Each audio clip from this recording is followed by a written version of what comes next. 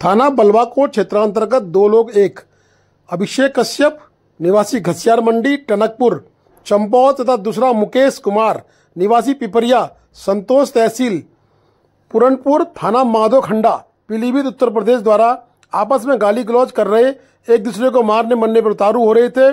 सूचना मिलते ही थानाध्यक्ष बलवाकोट हरीश सिंह कोरगा के नेतृत्व में पुलिस टीम द्वारा मौके पर जाकर उक्त दोनों को समझाया, परंतु वो और अधिक उत्तेजित होने लगे।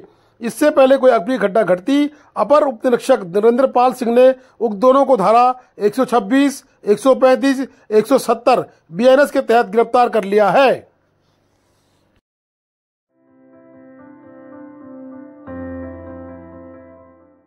तांकुल सड़क के कार्य में रोड़ी कंकर की जगह मिट्टी का प्रयोग किए जाने की शिकायत ग्रामीणों के द्वारा की जा रही है।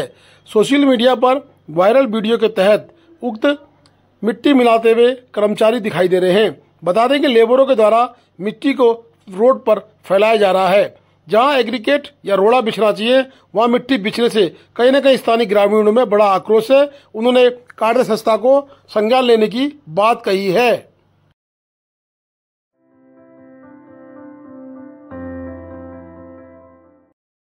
कुमाऊं कमिश्नर द्वारा जनपद पिथौरागढ़ सबसे दुरुस्त सीपू गांव का भी निरीक्षण किया।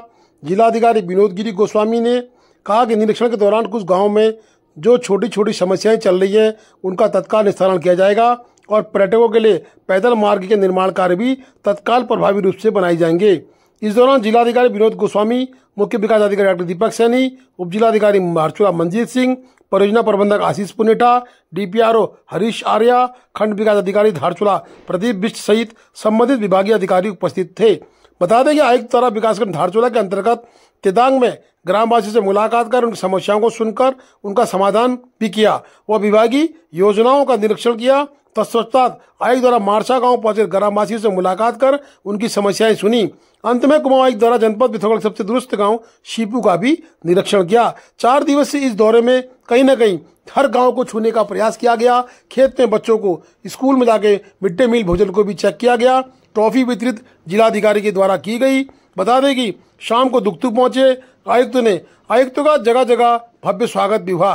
वाइब्रेंट विलेज में छूटे हुए विलेज के लोगों ने आयुक्त को नागलिंग गांव में पहुंचकर एक ज्ञापन भी दिया और रीति रिवाज से स्वागत भी किया।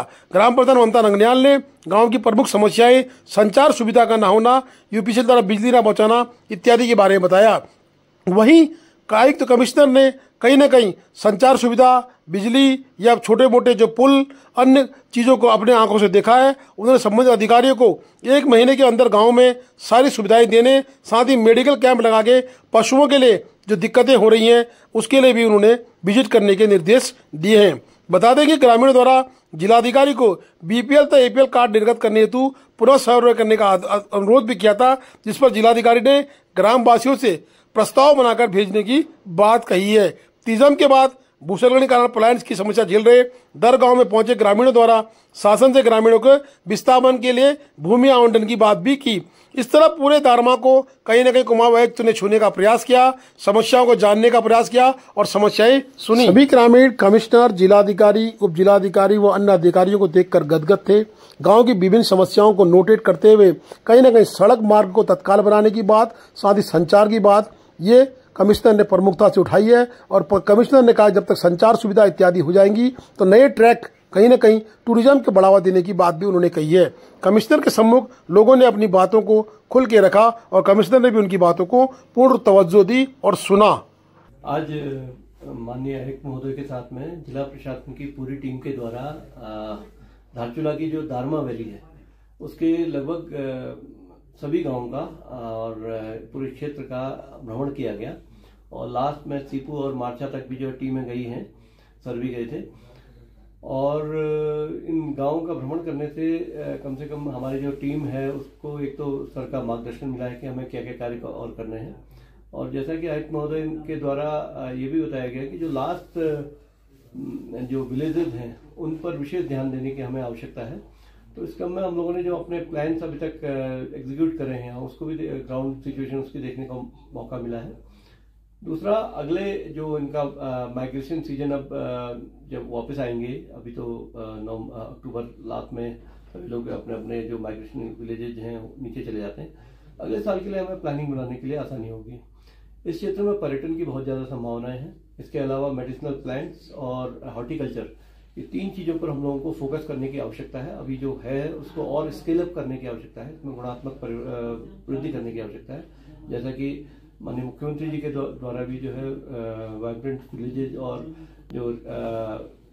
जो रिमोटेस्ट विलेजेज हैं उनमें भ्रमण करने के विशेष निर्देश दें, उसके क्रम में भ्रमण हो रहे हैं।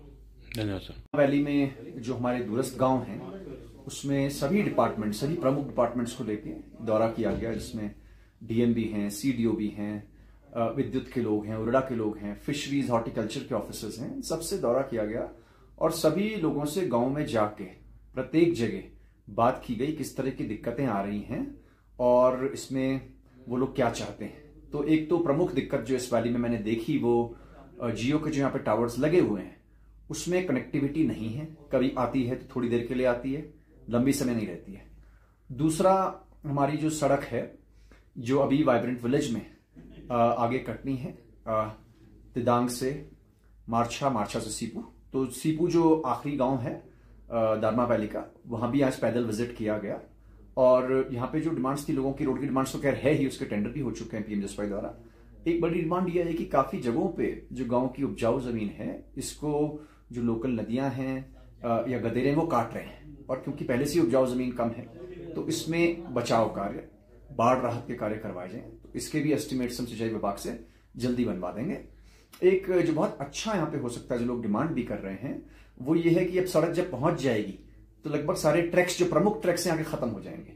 तो जो लोकल साइट सीइंग है, लोकल ट्रैक से लोग जानते हैं, जैसे आचारी ताल है या फिर महादेव गुफा है, इन तक हम छोटे छोटे ट्रैक्स बनाए और साथ में कुछ बेसिक फैसिलिटीज, टॉयलेट्स हों या शेड्स हों, इनको दे दें जिससे आजीविका यहाँ पे अच्छी हो।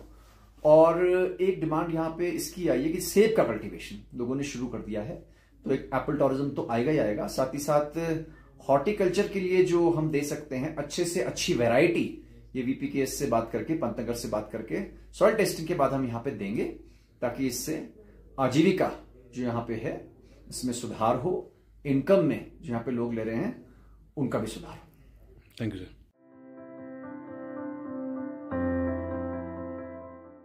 धारचूले के अस्पताल चौराहे में सीवर का पानी, साथ ही पानी का जो नल है वो टूटा हुआ है। दोनों पानी मिलकर मिक्स होकर लोगों का आवागमन बाधित कर रहे हैं। पैदल यात्रियों की मुसीबतें तो बढ़ रही हैं, साथ ही स्थानीय जो दुकानदार है वो बदबू से परेशान है। जल संस्थान को संज्ञान लेने की आवश्यकता है। पूर्व से ही जल संस्थान की लापरवाही कहीं न कहीं नजर आ रही है। जल संस्थान के द्वारा लगातार कनेक्शन तो बांट दिए जा रहे हैं, परंतु उनकी देखरेख के लिए प्रश्न चिन्ह लग रहा है।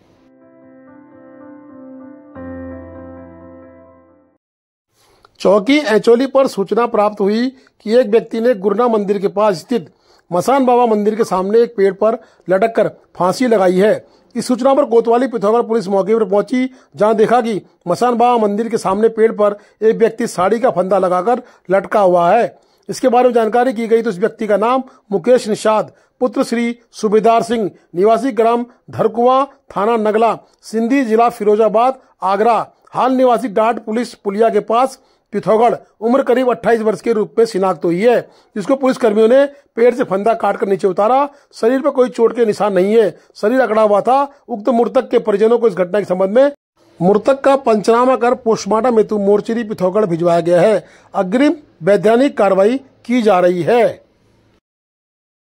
Please do like, share and subscribe DCL News.